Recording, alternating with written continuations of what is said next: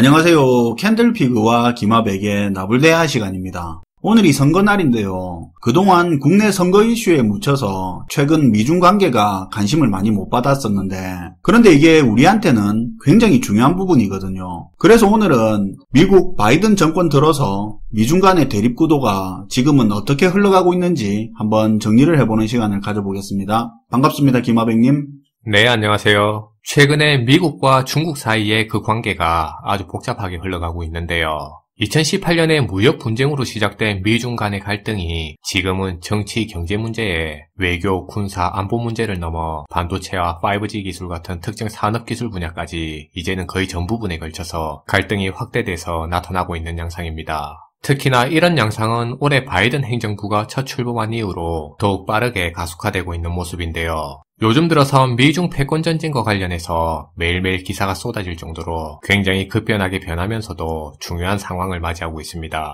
그래서 오늘은 바이든 행정부가 들어선 이후로 최근에 진행되고 있는 미중 패권 전쟁에 대해서 전체적인 흐름 변화를 한번 소개해 보도록 할게요. 트럼프 정부 때만 해도 경제적인 부분에 치우쳐서 미중 대립 구도가 만들어졌었는데, 바이든 정부는 경제는 물론이고 환경, 인권까지 꺼낼 수 있는 건 다 꺼내는 분위기더라고요. 네, 사실 과거에 트럼프 행정부가 처음 들어와서 중국과의 무역전쟁을 일으키고 경제적인 압박을 취하면서 했던 말은 미국의 대중 무역 적자가 너무 과도하다는 얘기였는데요. 그래서 트럼프 행정부는 그런 부분을 낮추려고 중국 제품에다가 고율의 관세도 때리고 무역 제재를 가하기도 했습니다. 그런데 이와 비교해 바이든 대통령은 대통령이 취임한 첫 기자회견부터 전방위적으로 중국을 압박하기 시작했는데요. 기존의 트럼프 대통령이 대하던 방식인 이익을 강조한 경제적인 측면의 압박 방식보다는 이번에 바이든 행정부는 소위 이념 대결하고 체제 대결을 가미한 총체적인 전략 경쟁으로 미중 무역 전쟁을 끌고 가고 있는 모습입니다. 예를 들면 이념적으로는 중국은 공산당이 지배한 일당 독재 체제로 전체주의 국가로 가고 있다고 비판하고 있는 거죠. 취임하면서부터 중국을 그렇게 대놓고 비판을 했죠. 네. 바이든 행정부는 미국을 중심으로 민주주의에 기반한 자유진영 세력들이 모여서 앞으로의 국제 질서를 이끌어 가야 된다고 강조하고 있는데요. 그래서 최근에 바이든 행정부가 취하는 전략이 다자주의와 다자 네트워크에 기반한 동맹 세력을 구축해 나가는 일입니다. 그리고 이런 동맹 세력들 간의 협력 하에서 중국을 압박하는 정책이 펼쳐지게 될 건데요. 미국이 과거의 냉전 시대처럼 경제 규모가 전 세계 GDP의 40% 정도를 차지하고 있던 그때라면 굳이 동맹 세력이 없이도 중국을 혼자서 감당할 수도 있었겠지만, 지금은 미국의 GDP가 전 세계 GDP의 25% 정도밖에 안 되는 상황이라 사실 중국을 혼자 감당하기에 비용도 많이 들고 또 한계도 있어서, 그래서 동맹 세력들을 같이 모아서 다 함께 중국을 포위하는 전략을 선택하고 있는 겁니다. 이미지로 표현을 하자면 과거 냉전 시절의 미국은 나를 따르라 이런 거고, 지금은 같이 싸우자 정도 되겠네요. 네, 그게 딱 맞는 비유인 것 같아요. 그래서 바이든 행정부가 최근 미중 패권 전쟁에 있어서 강조하고 있는 내용은 미국을 중심으로 한 민주주의 동맹 세력을 구축하고 자유주의 진영의 국제 질서를 같이 회복해서 사회주의 독재 세력인 중국과의 경쟁에 국제적인 리더십을 깔끔하게 회복하겠다는 입장입니다. 바이든이 그런 단어를 딱 써가면서 그렇게 표현을 한 거죠. 네. 그리고 중국과의 이런 이념적인 대립과 더불어 경제적인 핵심 산업 측면에서도 동맹국들과의 결속력을 강화해서 중국에 대응해 나갈 것을 계획하고 있는데요. 예를 들면 바이든 행정부는 동맹국들과 함께 각 나라들의 주요 기업들이 주도해서 반도체와 5G 네트워크를 포함한 첨단 기술 개발을 함께 만들어 나가자고 제안하고 있습니다. 바이든 행정부는 이동통신이나 하이테크 기술 등을 악용해서 국민들을 감시하는 데 쓰는 중국의 권위주의 체제와는 달리 클린 네트워크 정책을 만들어서 동맹국들이 여기에 가입하고 기술을 개발해 나가자고 제안하고 있는데요. 그러니까 과거의 트럼프식의 미중 무역전쟁 방식과는 달리 결속력이 강화된 동맹 네트워크 체제를 구축하고 중국에 대응해 나가겠다는 계획입니다. 그렇게 되면 이제 중간에서 양쪽 열매 따먹던 나라들이 선택을 해야 하는 상황에 몰리겠죠. 네.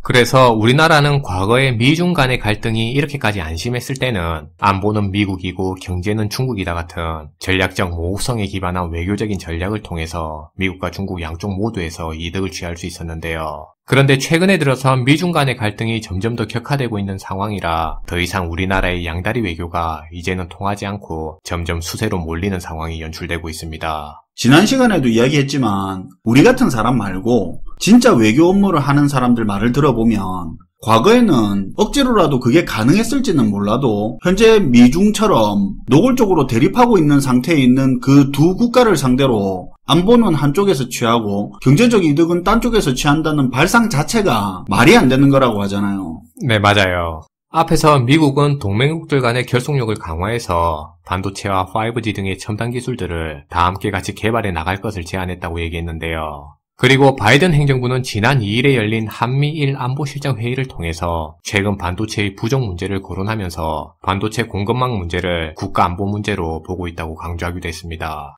그런데 바로 다음 날인 3일에는 중국 푸젠성에서 한중 외교장관 회담이 열렸었는데요. 회담 후 중국 외교부에서 나온 말이 한국은 중국의 영원한 이웃이고 그리고 빅데이터 AI 등의 첨단 기술 분야에서 한국과 협력을 강화해 나가고 싶다는 입장을 밝혔습니다. 맞아요.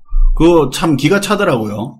네. 그러니까 우리 입장에서 보자면 미국도 현재 협력하자고 하고 중국도 영원한 이웃으로 같이 협력하자고 하니까 미중 사이에서 이제는 전략적 선택을 더 이상 미루기 힘든 상황이 점점 다가오고 있다고 볼 수 있는 거죠. 한국 정부가 미중은 선택의 대상이 아니라니 하면서 모호한 태도를 보이는 게 일각에서는 동맹 내에서 한국의 몸값을 올리기 위해서 그런다고 하는데 또 다른 한편에서는 투트랙 전략이라는 미명하에 이래저래 휘둘리면서 결과가 뻔히 보이는 위험한 수를 두고 있다고 하고 있죠. 네. 아무래도 그래서 그런지는 몰라도 최근 국제 정세 문제에서 우리 한국이 자주 언급되고 있습니다. 바이든 행정부는 지난 1월에 세계 주요 민주주의 국가들의 동맹 모임인 D10에 한국을 포함하는 발언을 했는데요. 그리고 한국에다 미국 주도의 반중 협의체인 쿼드 참여도 요구하고 있고 한미일 군사협력 강화도 요구하고 있는 상황에서 앞에서 말한 반도체와 5G를 포함한 첨단 기술을 개발하는 것도 동맹국들이 같이 하자고 하니까 기본적으로 미중 간의 갈등이 점점 격화되는 상황에서 전략적 선택이 굉장히 난감한 상황에 몰릴 수 있게 됐습니다. 그런데 사실 기존의 EU도 한국하고 비슷한 처신을 해오고 있었는데요.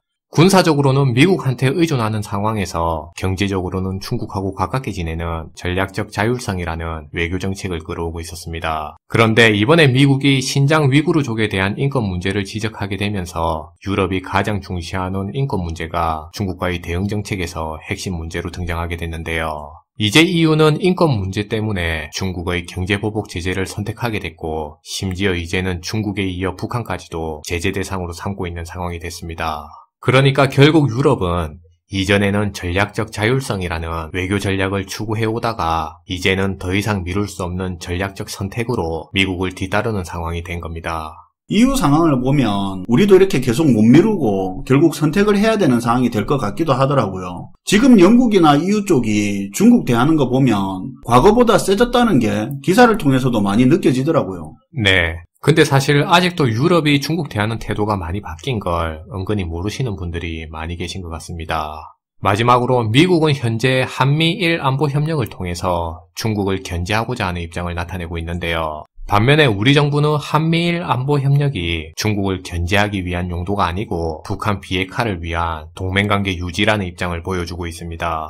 그러니까 현재 한미일 안보 협력에 대해서 한국과 미국이 서로 다른 목적을 가지고 방향성도 다르게 이해하고 있다고 볼 수 있는 것 같아요. 한국 정부는 한미일 안보 협력하는 이유가 북한 비핵화 때문이다 이야기하는 거고 미국은 중국 견제 목적이다 이렇게 말하는 거네요. 네, 최근에 그런 입장 차이를 보이고 있어요. 그런데 문제는 한국과 미국이 이렇게 한미일 안보 협력에 대해서 서로 상이한 입장 차이를 보이는데 향후에 미국이 중국 견제용으로 동맹 관계를 적극적으로 활용할 수 있다는 점인데요. 그럴 경우 현재 전략적 모호성을 따르는 한국의 외교 전략으로는 낭패를 볼 수 있는 상황이 발생할 수 있어요. 미국의 주요 싱크탱크 기관인 전략국제연구소의 빅트차 수석 부소장은 이제 한국이 확실한 입장을 선택해야 할 거라고 얘기했는데요. 한국이 미국이 이끄는 연합전선에 동참하게 되면 지난 사드 때와 같이 중국의 압박으로 인한 비용이 발생할 수도 있겠지만 반대로 또 그만큼의 혜택을 연합전선을 통해서 얻을 수 있다고 강조했습니다. 그리고 장기적인 관점에서는 오히려 중국의 압박을 피하기 위해서라도 미국을 중심으로 한 연합전선에 동참할 필요가 있다고 강조했는데요. 마지막으로 끝내 한국이 미국의 연합전선에 동참하지 않는다면 미국이 한국을 고립시키는 쪽으로 선택을 할 가능성도 있다고 알려지고 있습니다. 미국이 중국을 적대시하는 걸 분명히 하고 있는 만큼 미국은 동맹국들이 동맹의 역할을 제대로 하기를 기대하고 요구를 하겠죠. 오늘도 잘 들었습니다, 김하백님. 네, 감사합니다. 지난 3월 이슈가 됐던 알래스카 미중 간 고위급 회담에서 어떤 일이 있었는지 아실 겁니다. 바이든 정부 출범하고 첫 미중 고위급 회담인데도 불구하고 형식적인 외교적 수사는 온데간데 없고 회의 시작하자마자 서로 대놓고 비난하고 민감한 데까지 건드리면서 공동성명까지 안 하는 일이 있었죠. 이런 이례적인 일들이 결코 웃고 넘어갈 내용이 아니라는 점을 기억을 할 필요가 있을 것 같습니다. 시청해주셔서 감사하고요. 지금까지 나불대화 시간이었습니다.